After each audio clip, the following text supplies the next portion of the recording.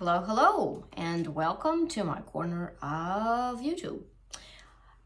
If you are just stumbling to this podcast, I'm Sweater Freak. My name is Jenny, and I'm Sweater Freak on all my social media on Ravelry, Instagram, and here. And I'm a knitwear designer that writes patterns for hand knitting. So this is my segment where we talk about knitting, anything that relates to knitting, designing, trends, wool, whatever, anything knitting related goes. And I answer some of your questions. I show my finished objects, my work in progress, my plans, anything goes, as long as it's knitting related. So yeah, it's Friday the 15th, although you'll probably be seeing this episode in a couple of days. I tend to upload these on Mondays, but if you have a different day that's a preference, do let me know. I think Monday's a good day because it's something kind of like to look forward to. But it's Friday today, which is my favorite day of the week because the weekend is ahead and I get a little bit of rest from, my jobs. So yeah, no brainer there. And it's pretty dark and gray outside. I am based out of Canada, Pacific Northwest. So it tends to get kind of dreary here at this time of the year. But I've actually found that one thing that helps me is getting out there every day and walking, and no matter what the weather is like. I used to be kind of like, okay, it's not raining, it's raining, I'm not gonna go outside, and now I'm totally the other way around. So yeah, that's it about me, introduction. So if you're here for the first time, thanks for joining me, and if you are a regular listener, thanks for staying with me. And if you're not subscribed yet, please do subscribe, hit the like button, whatever helps to push the content so others can see it. All right, so let's start with questions. This is my first cup of coffee, and I'm probably gonna have another 2 today, judging by how this day is shaping up. All right, so let's start with questions again. Okay, so the first question is somebody was asking me how to tailor the individual fit for their sweater, for their short rows for their sweater, and they were referring to a yoke sweater, and I put one of mine on to illustrate different things that can happen in a yoke sweater. So let's start with what's a short row. A short row is a way to add fabric without working the entire row. So you start out a round or row in the round. If you're knitting in the round, you're going to be only working partially row. If you're working flat, you can again work partially flow. The instructions are actually the same for short rows, whether you're working flat or in the round, so it doesn't matter. So yeah, so you add fabric without adding the fabric everywhere. So that's kind of the reason behind it.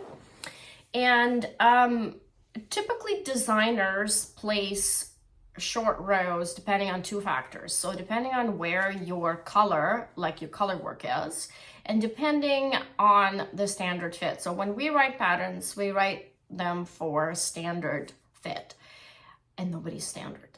So that's where you come in. When you're making a sweater for yourself, you need to be able to identify how to add short rows for you. So anytime you have extra body, part that's sticking out or not sticking out, you will add less or more fabric there. So for example, if you are, I'm just gonna move my hair out of the way. If you have a slouch, some people have more slouch, some people have less. I have a bit of a slouch. I tend to always tell myself to straighten my back. But anyway, so if you have more slouch, you will add more short rows. That's just one of the example. Otherwise, if you don't, your sweater will ride up when you stand up because the fabric will pull to cover your slouch and the sweater will pull out. So that's one example. Now this is my Triggy Pullover, which is a top-down sweater, and because the design has plain knitting, like this is a self-striping yarn, so it's just plain knitting at the beginning, then it has color work, and then it has the whole body is one row stripe, I can only put short rows at the very beginning, because I cannot put them in the section that has one row stripe. It won't look good. You'll notice the short rows and it won't blend in. So in this particular pullover, the only place to put them is at the very beginning. So typically I put 6 short rows. So you're going back 3 pairs of 2, 1, 2, 3, 4, 5, 6, and that gives me enough short row to have the fit I like. So if you were, for example, this is sort of like a traditional sweater. If you wanted more like lower neckline, you probably would have to add more short rows. And I've seen designers do like 20 short rows. That's not something I would typically do. But again, you know, we all have different bodies. Another thing to consider is your shoulders. So some people have sloped shoulders, some people have square shoulders. I have square shoulders, and I tend to make up for it with increases. So I might add increases at different intervals to make up for it. If you have more of a sloped shoulder, you don't want all these increases, but you still want the sweater to sit, you may end up adding a couple of extra short rows to make up for it, to give you a little bit more fabric, but not too much. Or yeah, so there's a lot of room for you know, making it more of an individual fit. And that's why you knit. You want to you know, you want your sweater to fit the way you want it to fit. Now, short rows are not just used for the yoke, which is I think it's the easiest construction. They're used for raglan, they're used for drop down. And my opinion is a little bit different than most designers. Is you may throw rotten tomatoes at me, sorry for my opinion, but I actually think that short rows should not be used everywhere. Why do I think that? Is because first of all, they make the patterns like needlessly complicated. So if you're knitting a raglan sweater and you want to do a V-neck, that you can just start with and increase top down. I'm talking top down because all the sweaters I make are top down. I don't like knitting bottom up unless the design calls for it or something, which like never happens for me. So if you're knitting a raglan sweater or pullover and you want to do a V-neck, then you gradually increase and you're going to end up with a V-neck anyway. You don't need to lift the back. Now, that's a standard fit. Now, if you are have a hump in the back or a bit of a slouch or some other problem, then you specifically may need to add a couple of short rows. But I do think that sticking them in there for no reason is kind of a no-no, at least for me, because I find that knitted fabric has a bit more give than sewed. So we have the luxury of having a little bit more give with fabric, and we probably don't need to have that extra you know, short row, just for the sake of it. So I hope that answers your questions, helps you out a little bit, because you know, it's a really good question that I've seen people ask all the time, and I think it's really nice to address it. And one way you can try it out is just knit a sweater and see what works. And the good thing about top down is you can add these things and you can try it on right away. And you can see how it's working out for you, you know, and that's why I knit top down. Anyway, that's, I hope that covers it. And second question I'm going to cover today is somebody asked me how long I've been designing and what's my favorite design. So I've been designing for a long time, but I've only been serious about designing in the last 10 years.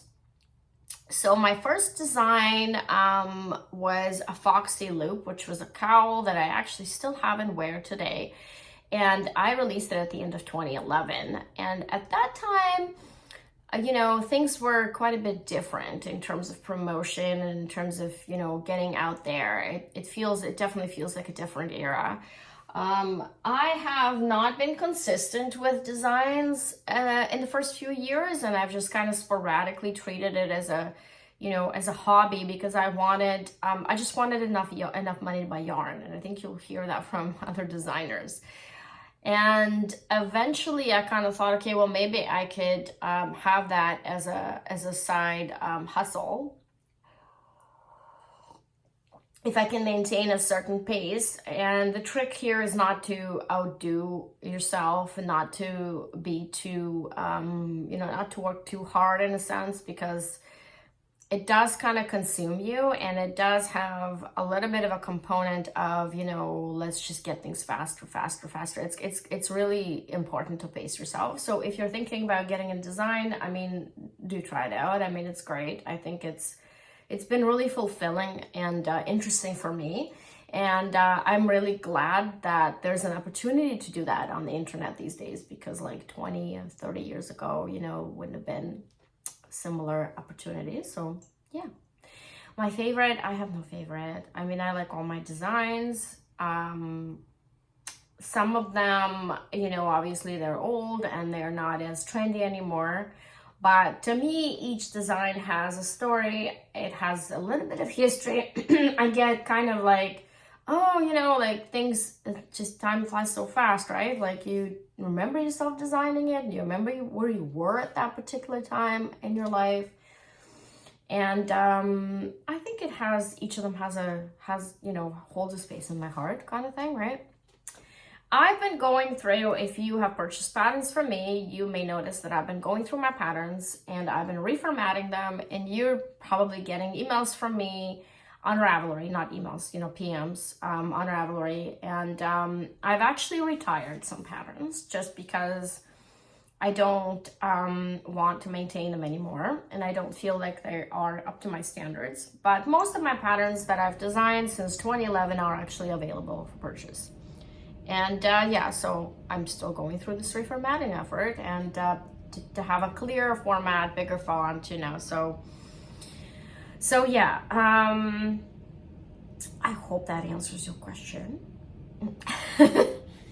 And another thing I wanted to show you today is my FO. I have one FO for you. I actually cast on a couple things. I won't show you what they are yet, but I do have an FO to share, and I showed it last week when it was a work in progress. So this is my ribbon welt hat, option number 2 for crown shaping, which will be released in December.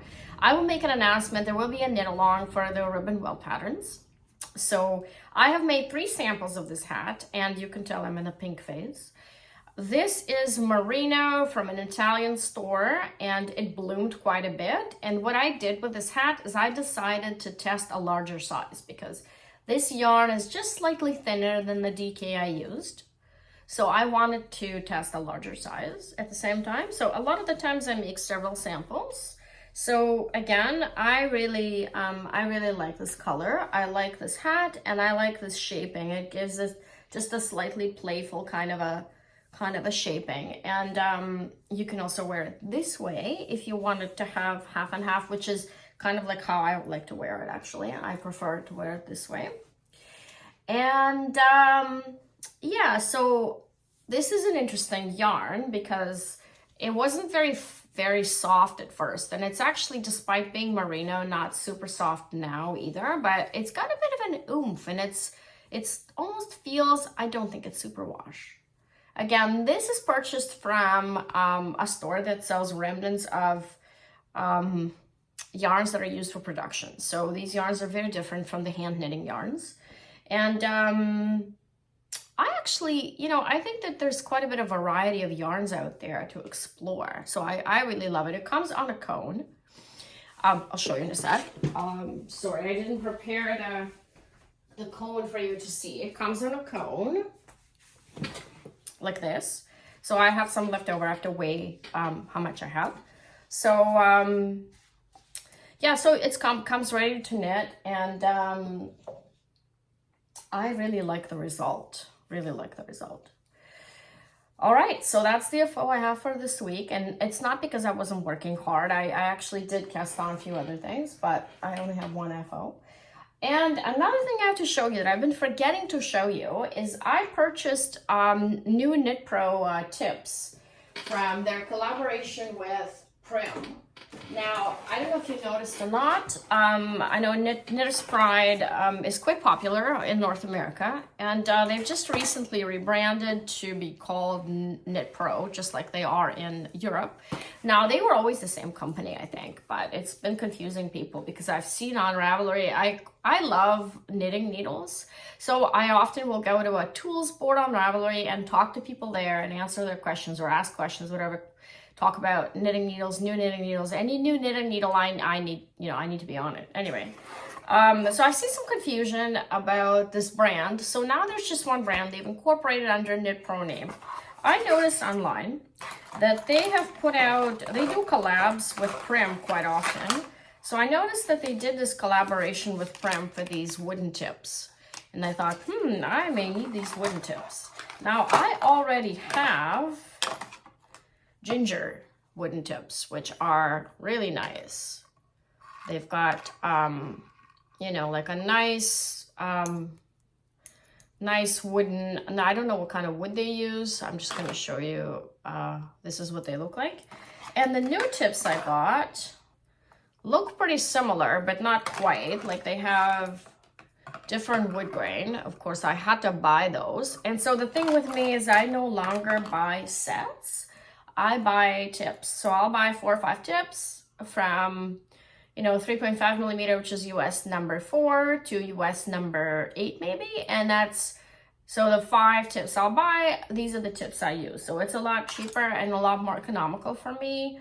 And I store them all in a case, and it works. So anyway, I got a bunch of these. They look really nice in a larger, sizes, which of course I don't use very often. The only thing with this is they don't come in US number 5, and that's actually something I noticed for a lot of these Prim collabs that they do. Look how nice this looks. Isn't that nice? I may have to just cast on a thick sweater just to use these. So these ones are 4.5 millimeters, US number 7, just beautiful grain. Look at that. Anyway, so they don't come in US number 5, which is a little bit of a disappointment, but I think I'm okay because I've got a lot of other ones. But anyway, I got a bunch of these tips, and I've already worked with this needle. And I also, while I was at it, I got some of these turquoise cables. I really like, my transition to Knit Pro brand was a little bit of a sudden, and what kind of suckered me in were these cables. I just love these metal cables. So every time I buy some needles, I'll buy some cables. And I really like the store in Germany where I buy a lot of my stuff, a lot of my needles from. It's called Country Creative. I'll link below. They have really reasonable shipping rates, and they've got a lot of different needles to choose from. So yeah, so they're called Mindful cables, and they come with these beautiful stops. You may have seen these around. These are not new. I had to get these because I was already buying needles. So, and this, turquoise. Who can resist turquoise? Anyway, that's the new stuff I have to show you today. I've really been curbing my desire for new tools and pouches and all that kind of stuff. I haven't been buying a lot of this stuff because I don't have a lot of room to store it. So I've been basically limiting myself to needles just because I use needles, and I can always use a pair here or there. So that's it for today. And I hope that you get some knitting done this weekend, and thank you for joining me. And again, you want to ask a question, there's a form below, or you can ask me in the comments. And yeah, have a great knitting weekend. Bye.